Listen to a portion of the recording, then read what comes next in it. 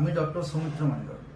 একটা আগে ভিডিও বানিয়েছিলাম যেখানে বলেছিলাম যে কি কি করতে হবে এবং কি কি করতে হবে না, বা ডুস অ্যান্ড ডোন্টস অফ স্লিপ। তার আমি ছোট্ট রিক্যাপ দিয়ে দিচ্ছি। ডুজের মধ্যে আছে যে একটা ভালো অন্ধকার রুম চাই, একটা এনভায়রনমেন্ট দিতে হবে, এবং তাতে যেন একটা হালকা লাইট থাকে এবং সেটা যেন ব্লু লাইট অবশ্যই না হয়। ডিনার আগে আগে করে নিতে হবে, এবং অবশ্যই যেন স্লিপের আগে রুটিন থাকে, প্রতিদিন একটা নির্দিষ্ট টাইমে যেন শুতে যাওয়া হয়। এবং কি কি করবেন না তার মধ্যে বলা হয়েছিল মেনলি দুটো, যে একটা হলো যে আমরা সন্ধ্যের পরে আর কোনো চা কফি খাবেন না, এবং অ্যালকোহল অবশ্যই অ্যাভয়েড করতে হবে, অ্যালকোহল এবং স্মোকিং। এবং দুপুরবেলা যে সবাই ঘুমায় আমরা বাঙালিরা, সেটা খুব বেশি ঘুমালে চলবে না, ম্যাক্সিমাম 1 ঘন্টা ঘুমালে, তার বেশি ঘুমালে রাতে কিন্তু ঘুম আসবে না। তো মেনলি আমাদের রাতে 6 থেকে 8 ঘন্টা কিন্তু ঘুমাতেই হবে, তাহলে আমাদের ভালো থাকবে। এবারে যদি ভোরে ঘুম না হয় তাহলে আমাদের কি কি সমস্যা হতে পারে আমি সেগুলো এবার এই ভিডিওতে বলবো। নর্মালি আমাদের 6 থেকে 8 ঘন্টা ঘুম দরকার। এইটা না হলে আমাদের শরীরে ঘুমের সময় দেখবেন কারো খিদে পায় না। এর একটা কারণ আছে, এই কারণ হচ্ছে লেপটিন বলে একটা হরমোন বেরোয়। তো এই লেপটিন যদি আমাদের ঘুমের সময় ক্ষরণ হয়, তাই আমাদের এখন ঘুমানোর পরে খিদে চলে যায়, আবার ঘুম থেকে উঠলেই লেপটিন কমে যায় বলে খিদে পেয়ে যায়। কিন্তু যদি আমরা ভালোভাবে ঘুম না হয় তাহলে আমরা বেশি খিদে পাবে, তাহলে আপনি হয়ে যাবেন, আপনার মধ্যে স্থূলতা, মোটা, ওবেসিটি এসবের চান্স বেড়ে যাবে যদি রাতে ঘুম না হয়। আপনারা ভাববেন আমি খাচ্ছি না তাও মোটা হয়ে যাচ্ছি। আমাদের ঘুম না হয় তাহলে অনেকে মোটা হয়ে যায়, কারণ এই লেপটিন আমাদের শরীরে প্রচুর খিদে বাড়িয়ে দেয়, তো সে ক্যালোরি গেইন করতেই থাকে।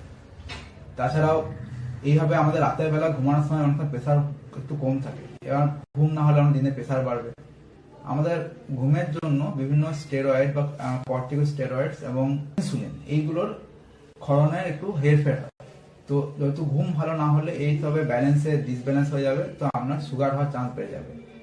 সুগার এবং কোলেস্ট্রল এই 4টে রোগই হয়ে গেল। আমরা এই যেহেতু আমাদের সমাজের মেন সমস্যা হচ্ছে এই 4টে রোগের মধ্যেই পড়ে যায়, প্রেশার, সুগার, কোলেস্ট্রল বা স্থূলত্ব। এই 4টেই কিন্তু ঘুমের মাধ্যমে আমাদের চেক করা সম্ভব, এবং এর জন্য একটাই হরমোন আছে, লেপটিন খুব গুরুত্বপূর্ণ ভূমিকা পালন করে। তাছাড়াও কর্টিকোস্টেরয়েড এবং ইনসুলিনেরও এবং গ্লুকাগনের একটা ভূমিকা আছে। মেন হলো যে ঘুম না হলে অ্যাংজাইটি, কনসেন্ট্রেশন, এগুলো তো আমরা সবাই জানেন। তাছাড়াও বয়সকালে যে অ্যালজাইমার হয়, তার জন্য যে সমস্ত বিটা অ্যামাইলয়েড বা এসব বিভিন্ন প্রোটিন থাকে, সেগুলো আমাদের ঘুমের সময় আমাদের মেটাবলিজম হয়ে যায়, মানে আমাদের শরীর সেগুলোকে বার করে দেয়।